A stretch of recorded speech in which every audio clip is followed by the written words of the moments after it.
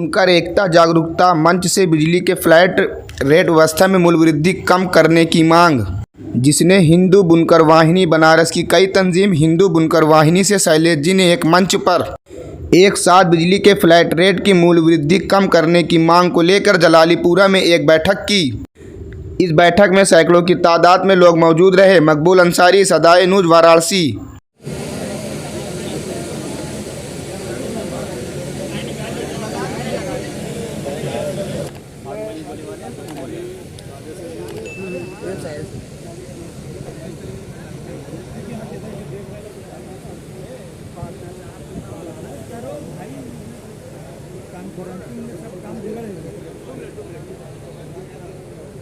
अलग अलग दैनिक तो कैसे हो जाए, एक बार में काम खत्म हो जाए।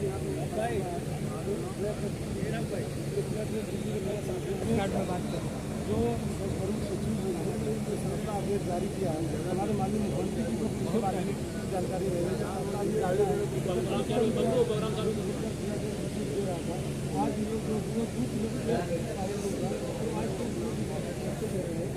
सारी नाम है मेरा, प्रदेश अध्यक्ष का आयोजन किया गया है।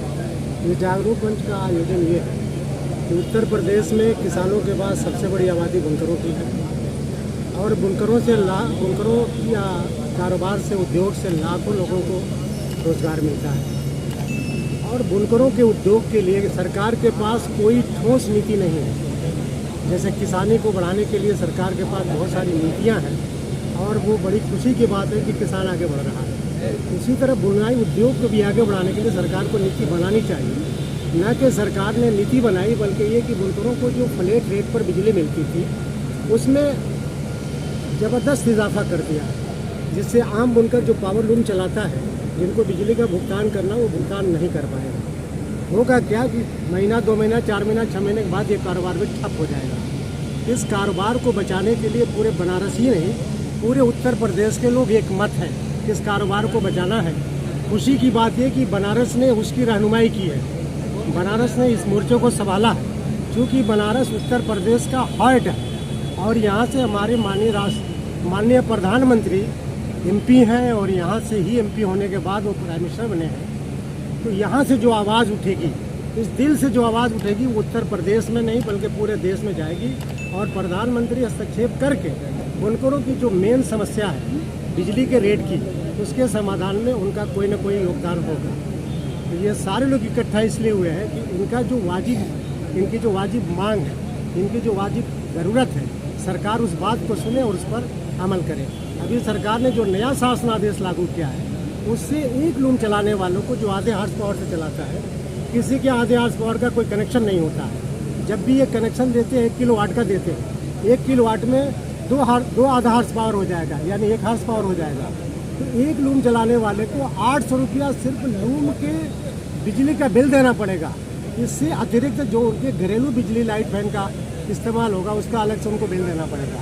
इस तरह से 18 से 2000 रुपया एक पावर लूम चलाने वाले को देना पड़ेगा, जो इनके लिए असंभव है। अगर सरकार पीछे नहीं हटेगी तो निश्चित रूप से कारोबार समाप्त हो जाएगा और कोई भी नहीं चाहेगा कि उसका जो पुश्तैनी कारोबार है समाप्त हो।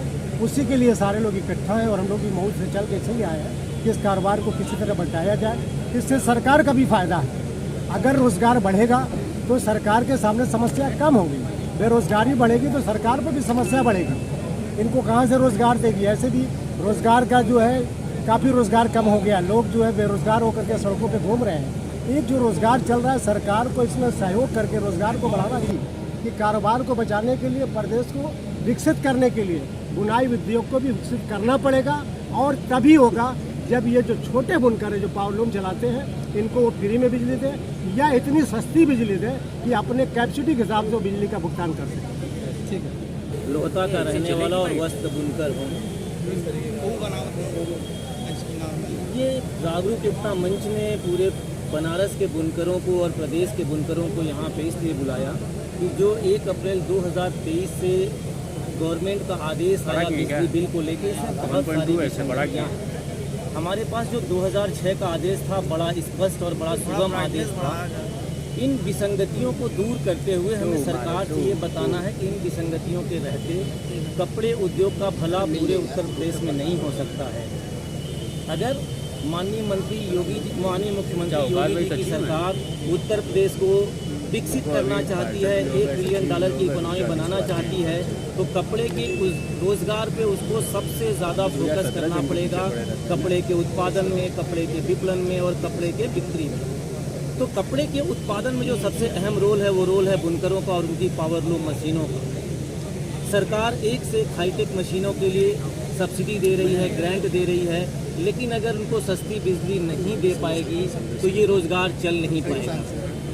तो जो विसंगतियों को दूर करते हुए सस्ती बिजली की मांग हमारे इस आयोजन का आज प्रमुख उद्देश्य है, जिसमें पूरे प्रदेश भर से आए बुनकर भाई अपना सहभागिता कर रहे हैं और एक मांग करके, एक राय होके, एक मत होके सरकार के पास जाएंगे, जो अभी आदेश आया है उसकी कमियों को दूर कराने के संदर्भ में। निर्णय निकलने और ना निकलने के पीछे बात है, अपना प्रदेश बहुत बड़ा है, लगभग 75 जिले का प्रदेश है, जिसमें 30 बुनकर बाहुल्य जिले हैं। सभी जगहों के प्रतिनिधि आज यहाँ पे आए हैं और यहाँ से आज जो बैठक निकलेगी वो एक मत और एक राय बैठक निकलेगी और उम्मीद करते हैं ये बैठक और इस राय से जो फैसला निकलेगा वो आदरणीय मुख्यमंत्री योगी जी उस पर विचार अवश्य करेंगे।